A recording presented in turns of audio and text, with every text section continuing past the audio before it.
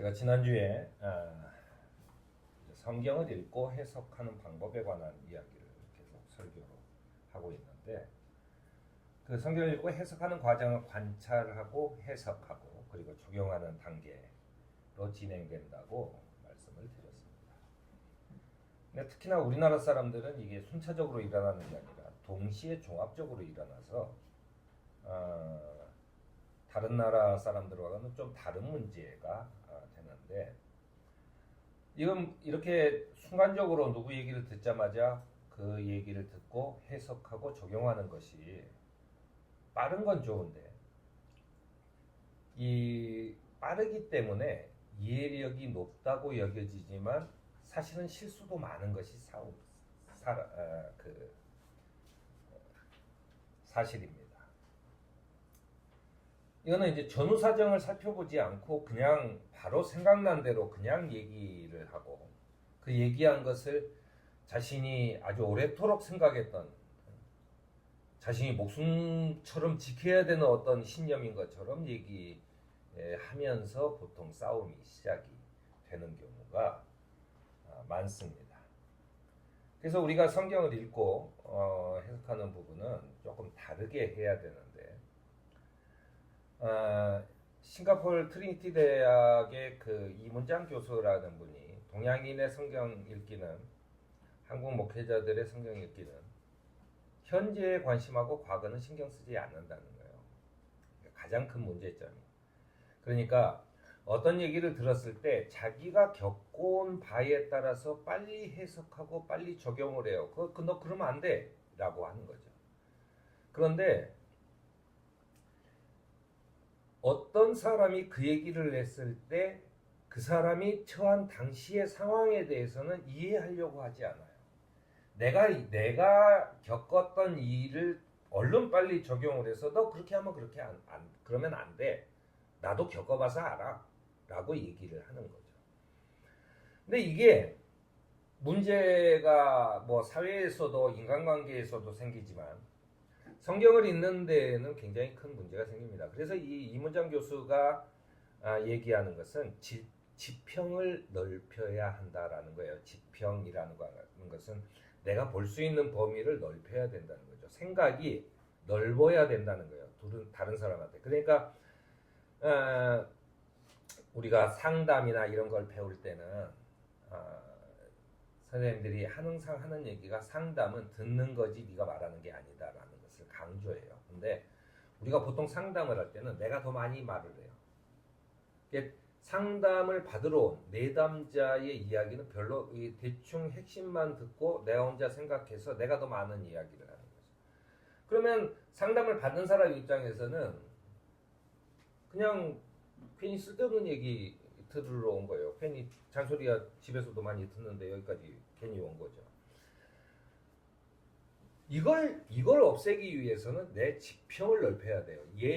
지난주 설교에서는 내가 그 이야기, 성경의 세계관을 이해해야 된다라고 얘기를 했다면, 그거는 성경이 가지는 어떤 주관적인 세계관이에요. 오늘 이야기하는 지평을 넓혀야 된다고 하는 것은 객관적인 사실에 대한 이해가 많아야 돼요. 이 객관적인 사실에 대한 이해가 많아야 우리가 빨리 생각을 할 수 있는 거죠. 예를 들어 그 아브라함이 아들 이삭을 죽이려고 칼을 꺼내 들었을 때, 지금 생각해 보면 이제 당시에도 성경 학자들도 그랬지만 당시에 아들을 죽여서 그렇게 그 제사를 지내는 풍습이 있었나? 뭐 하고, 사실은 역사적으로 싹 따져보면 뭐 아들을 죽여서 제사를 지내는 문화가 있기도 했어요. 그러니까는 이거 그거다라고 빨리 생각을 해버리는 거예요. 그런데 아니죠. 왜냐하면 아브라함도 그렇고 하나님도 그렇고 아들을 죽이는 것을 가장 혐오했단 말이에요. 그런 제사를 지내는 이방 문화와 결코 섞이지 말라고 얘기했단 말이에요. 그런데 왜 그거를 시켰는가? 라고 했을 때 매우 상징적으로 이걸 하지 말으라는 의미로 시켰다라고 하는 것을 이해할 수 있으려면 그 당시의 문화적인 또는 그 역사적인 그 당시 시대적인 환경에 대한 내 이해가 있어야지 이걸 할 수 있는 거지. 내가 생각해서 그러면서 자식한테 이해한 얘기할 때, 야 아빠가 너를 죽여도 좋겠냐? 뭐 아브라함이 이렇게 나쁜 놈이야. 뭐 이렇게 얘기해버리면, 아니 21세기의 이야기처럼 그렇게 얘기해버리면 이게 안 되는 것이라는 얘기입니다.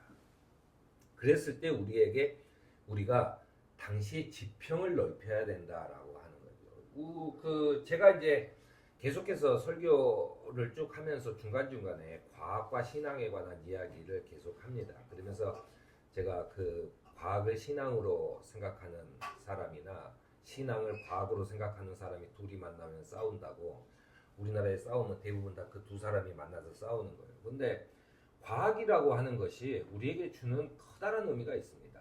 그것은 과학이 보는 세상과 이 신앙인이 보는 세상이라고 하는 것은 어떻게 세상을 읽어낼 것인가를 고민하는 거예요. 과학은 과학의 방법으로, 신앙은 신앙의 방법으로 합니다. 그런데 과학과 신앙과 전혀 다르게 하지 않아요. 예를 들어 지금 우리나라의 어떤 사람도 자기 동네 안에 있는 가장 큰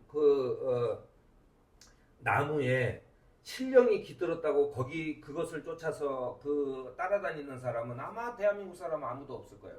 그건 왜 그러냐? 과학이라는 게 그만큼 발달하면서 우리의 신앙 자체도 변화됐기 때문이에요. 서로 영향을 주는 거예요.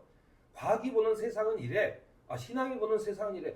과학자라고 하는 것도 그 신앙이라고 하는 문제에 영향을 받을 수밖에 없습니다. 예를 들어 그 자가복제 같은 거를 마구 할 때 윤리적이나 이런 문제에 직면해서 이렇게 하면 인류가 망할 수도 있다라고 하는 지적은 누가 합니까? 그것이 바로 서로가 과학과 신앙의 어떤 서로가 보는 것들을 조율하는 과정이라고 하는 것이 필요하다는 얘기죠. 그렇기 때문에 우리가 이 신앙으로 성경을 읽을 때는 당시의 문화와 상황에 대한 이해가 반드시 필요하다라고 하는 것입니다. 그래서 먼저 우리가 성경을 읽을 때는 관찰하는 것입니다. 그래서 이제 제가 주로 하는 방법은 내가 이 성경의 어떤 장면을 놓고 이거를 내가 영화로 찍는다고 생각을 해보면 그것이 주인공은 누구고 어디서 등장하고 무슨 대사를 하고 어떻게 빠진다. 그러면은 거긴 어디야? 바닷가 근처에. 그러면 내가 생각하는 바닷가 근처에 어떤 작은 그런 부둣가 이런 것들을 내가 상상해서 그 안에서 주인공들과 이걸 놓고 카메라도 놓고 조명도 놓고 해가지고 그 사람들의 대사를 계속해서 다시 한번 돌아보고 하면서 그 시간과 장소에 대한 장면을 그려보는 것, 이것이 필요하죠. 그리고 나서는 거기에 대한 여러 가지 생각들을 해보는 겁니다. 만약에 이렇게 대사를 했으면 어떡하지? 만약에 예수님이 이렇게 얘기 안 했으면 어떡하지? 다른 식의 얘기를 했으면 어떡하지? 라고 하는 것들을 계속 던져요. 그러면서 자연스럽게 그 장면에 대해서 질문을 던지는 거죠. 제가 이제 관상기도를 할 때도 관상기도에서도 반드시 해야 되는 게 제일 마지막에 반드시 하나의 질문을 던져야 됩니다. 그건 뭐냐면 이 사람이 어떻게 이런 대사들이 쭉 나오는데 왜 이 대사를 했지? 라고 하는 거죠. 그 질문을 던져야 돼요. 질문을 계속 던지는 겁니다. 그 질문을 던지면 내가 조금 더 풍성하게 그 이야기를 만들어낼 수 있어요. 조금 더 많은 상상력을 가지고 할 수 있어요. 이렇게 던졌으면 이런 문제점이 있구나 라고 하는 거죠. 그렇게 됐을 때 진정으로 이 말씀은 정말로 기가 막히게 많은 생각을 하고 내놓은 대사구나 라고 하는 것들이 내게 느껴지는 순간이 되는 겁니다. 그리고 나서는 그것이 자연스럽게 이것은 어떤 의미가 있구나. 그러니까 대사에서 이 성경에 나오는 사람의 말이 주는 의미를 파악할 수가 있어요.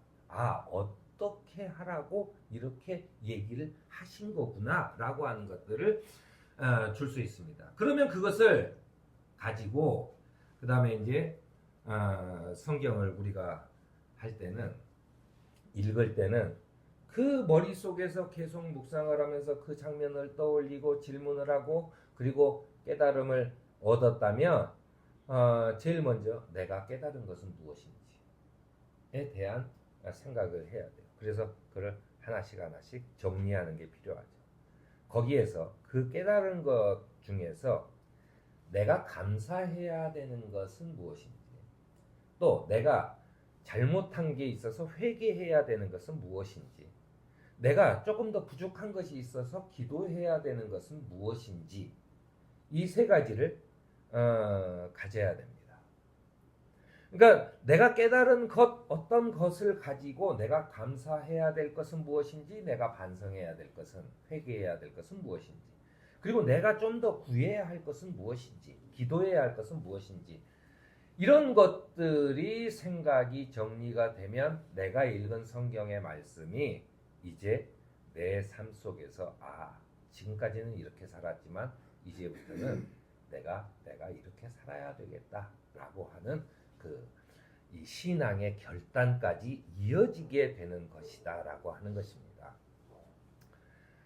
하나님께서는 우리를 부르셔서 구원의 길을 보여주셨습니다. 그것은 하나님 나라에서의 삶이 아니라 지금 여기에서 우리가 살아야 할 과제를 주는 겁니다. 죽어서 천당 가는 게 신앙이 아니에요. 죽어서 천당 가는 게 신앙이면 내가 오늘 일주일 동안 열심히 내 전 재산을 팔아서 막 기부하고 좋은 일 많이 하고 그리고 일주일 후에 죽으면 돼요. 그러면 죽어서 천당 갈 수 있어요. 하느님께서는 우리의 삶이 그렇게 하도록 원하지 않는 겁니다. 뭐냐면 내가 이곳에서 주어진 삶을 어떻게 살아가느냐가 과제예요. 내가 그렇게 해서 지금 여기에 이 우리의 삶에 관심하시는 하느님이지 죽어서 니네 천당 보내줄게 라고 하는 것이 신앙의 목적이 아니라는 얘기입니다. 우리의 삶이 변화되는 성경 읽기를 통해 주신 은총을 누리면서 찾아나가는 저와 여러분이 되기를 바랍니다. 아멘.